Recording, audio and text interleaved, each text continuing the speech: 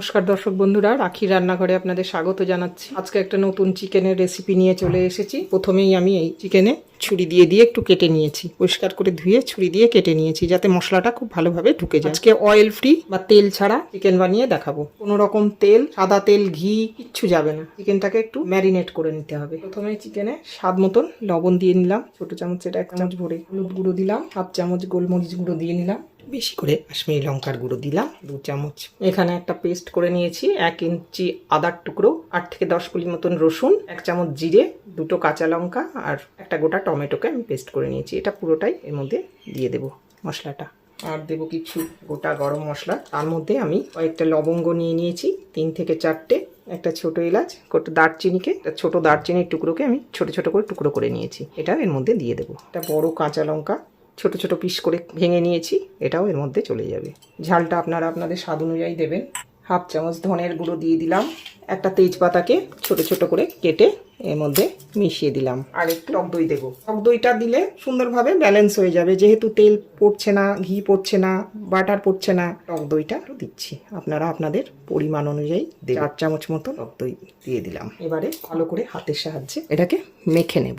আমার এখানে 700 গ্রাম মতো চিকেন রয়েছে।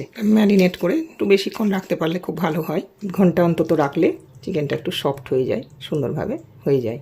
ম্যারিনেটটা খুব ভালো করে করবেন। ম্যারিনেট করে রেখে দিলাম 1/2 ঘন্টার জন্য। 1 ঘন্টা পর ফিরে আসছি। প্রথমেই কড়াতে আমি পেঁয়াজ কুচো দিয়ে নেব। আমি এখানে 4টে পেঁয়াজ কুচি করে নিয়েছি।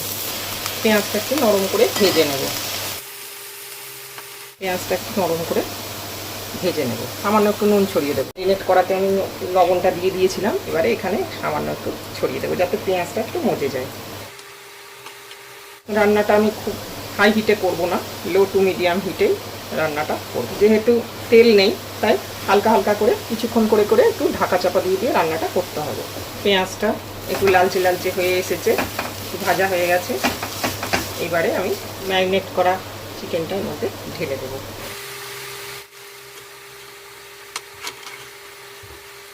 এই সময় আমি একটু গরম মশলার গুঁড়ো দেব, সামান্য একটু গরম মশলার গুঁড়ো ছড়িয়ে দিলাম। এবারে ঢাকা চাপা দিয়ে দিয়ে কষাতে হবে। এই সময় গ্যাসের ফ্লেমটা লো টু মিডিয়ামে থাকবে। ঢেকে দেব, একটু ঢেকে ঢেকে রান্নাটা করব। এটা খুলে দেখি, দেখুন চিকেন থেকে কতটা জল ছেড়েছে আর কি সুন্দর দেখুন তেলও বেরিয়ে গেছে। মানে চিকেনের যে ফ্যাটটা থাকে এই ফ্যাটটা এখানে বেরিয়ে পড়েছে সুন্দরভাবে। আমি এই সময় 2টো মিডিয়াম সাইজের আলুকে কেটে হালকা করে ভেজে রেখে দিয়েছিলাম, এই আলুটা এর মধ্যে মিশিয়ে দেবো। এবারে আবার কিছুক্ষণ কষাবো, আবার ঢাকা চাপা দিয়ে হতে দেবো। এইভাবেই রান্নাটা করতে হবে। খুব বেশি সময় লাগবে না, 30 থেকে 40 মিনিটের মধ্যেই চিকেনটা রেডি হয়ে যাবে।